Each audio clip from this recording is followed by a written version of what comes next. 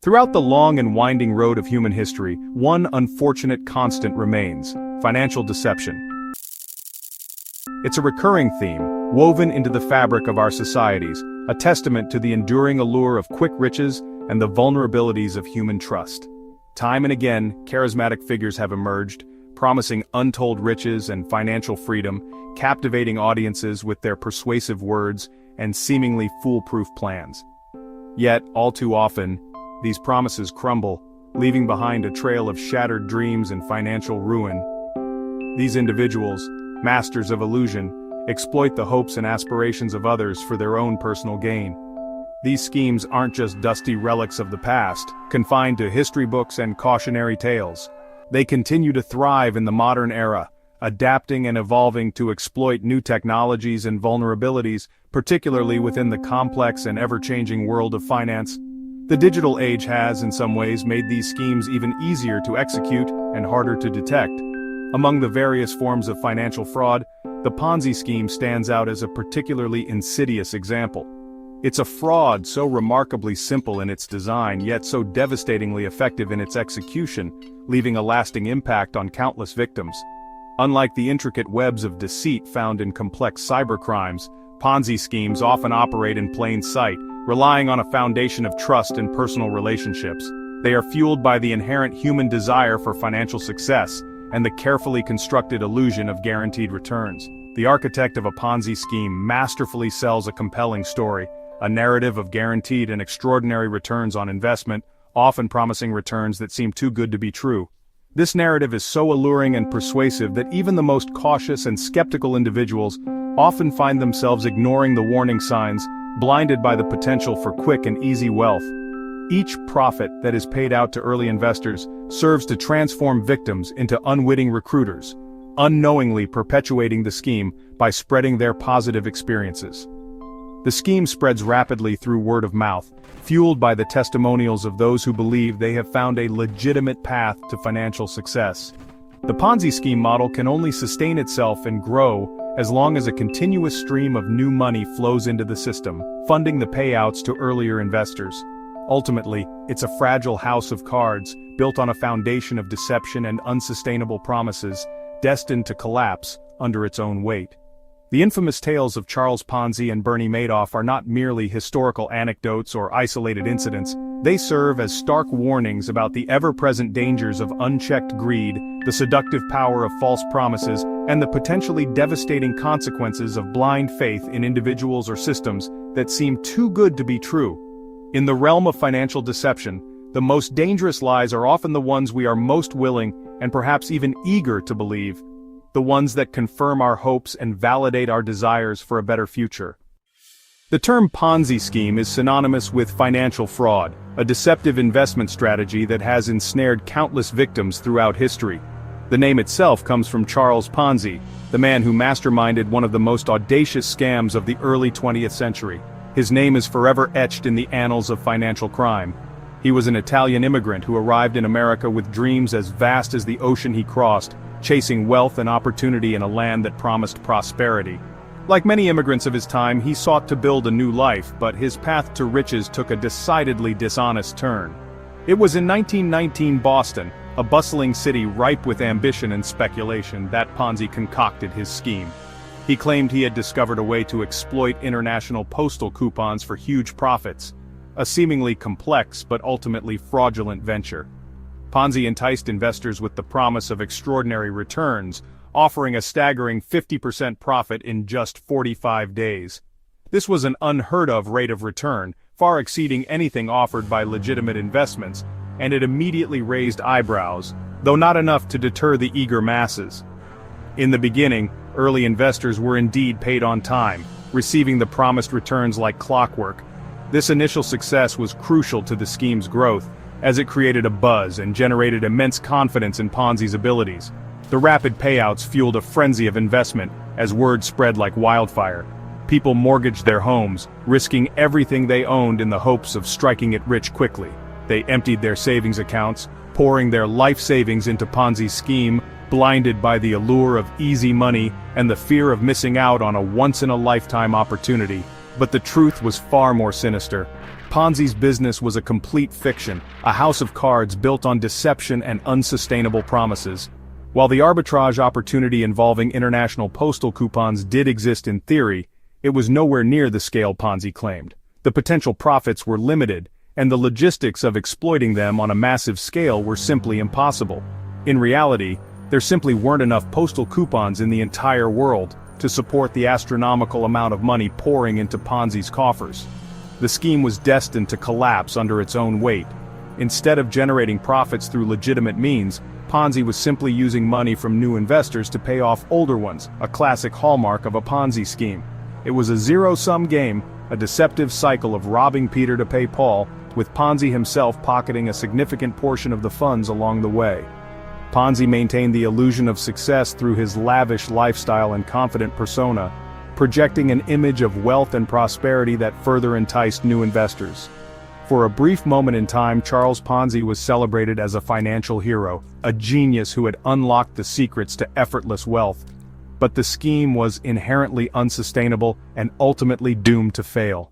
Once the flow of new investments slowed down, the entire house of cards began to crumble.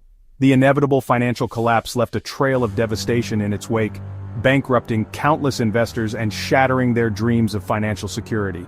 Though his scheme was short-lived, Ponzi's story became a cautionary tale and a blueprint for financial fraudsters to come, forever associating his name with deceit and investment scams. A Ponzi scheme is simple. Early investors are paid with money from new investors, not from real profits.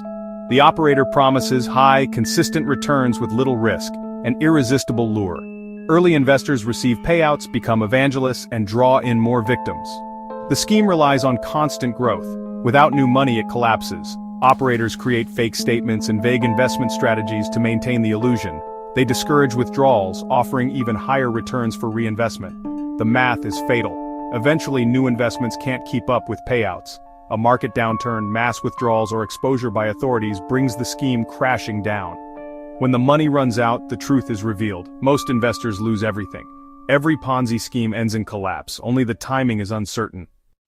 Bernie Madoff, a name that once resonated with success and financial acumen, was a Wall Street legend. He wasn't just another player in the game. He was a figure of immense respect and influence.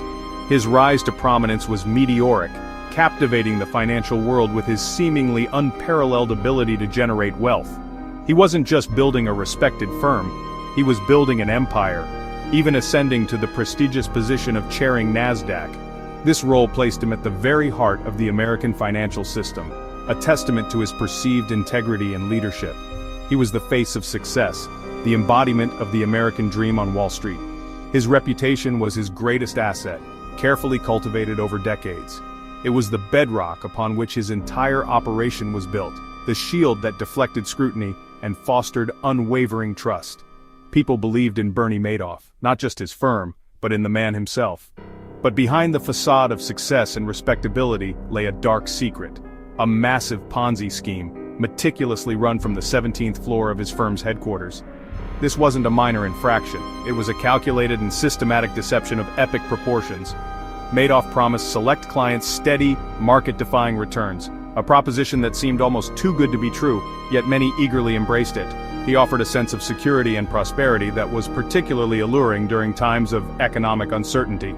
He guaranteed returns of 10 to 12% annually, regardless of market conditions.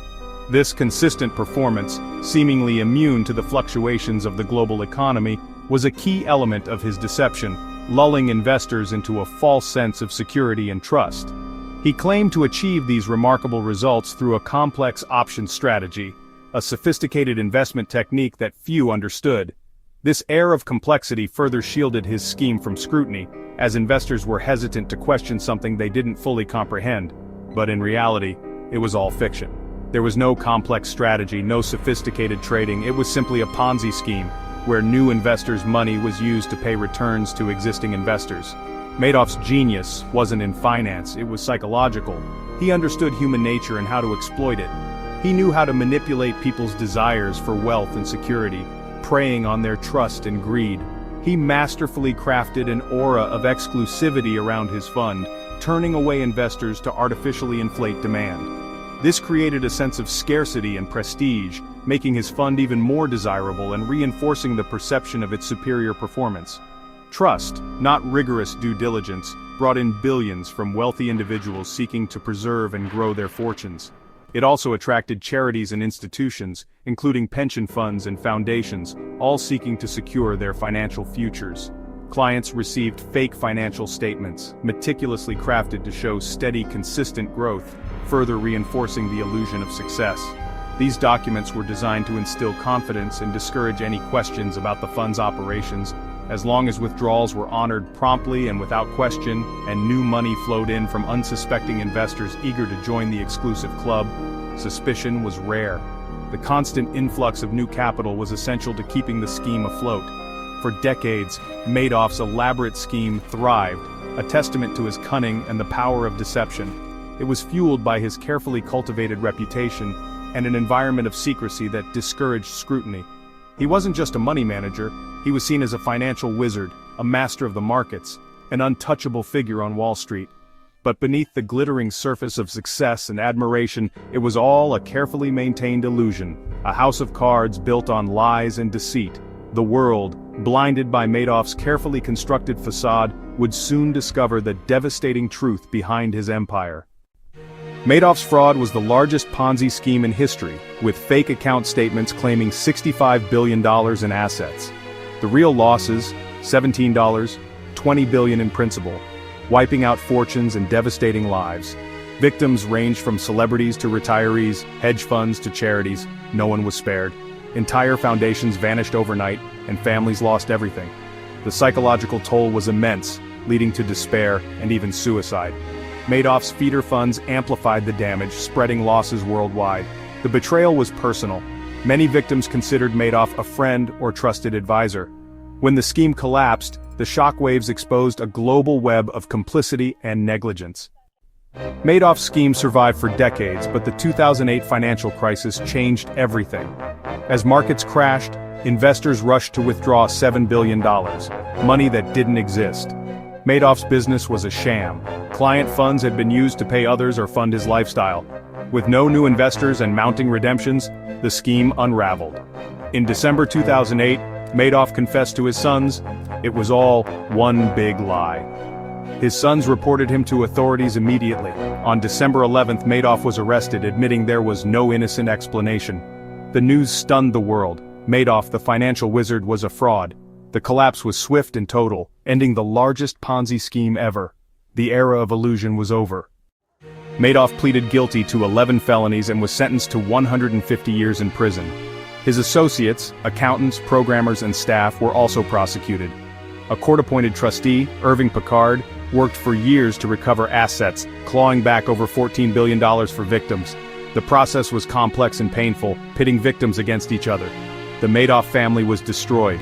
His sons, who turned him in, faced suspicion and tragedy. One died by suicide, the other of cancer. Ruth Madoff lost nearly everything and lived in obscurity. The family name became synonymous with betrayal. The legal aftermath exposed a culture of deception and complicity. Justice was served, but the scars remain. The Madoff scandal exposed deep failures in financial oversight. The SEC missed multiple warnings, failing to act on credible tips. Public outrage led to regulatory reforms, including surprise audits and stricter custody rules. Globally, institutions re-examined their due diligence and transparency standards. The scandal fueled the Dodd-Frank Act, overhauling U.S. financial regulation and strengthening investor protections. If it sounds too good to be true, it probably is, became a new mantra. Madoff's legacy is a permanent reminder of the need for vigilance and oversight. The financial world was forever changed. Madoff's story is a warning for every investor. Skepticism is essential. His victims weren't naive. They trusted reputation and social proof over due diligence. Never substitute trust for independent verification. Understand your investments. If the strategy is vague or secretive, be wary. Complexity can hide deception, demand transparency, insist on independent oversight, separate custodians and reputable auditors. Regulation isn't a burden, it's protection against financial predators. The lesson, trust, but verify. In a world full of easy money promises, skepticism is your best defense. Protect your future. Question everything.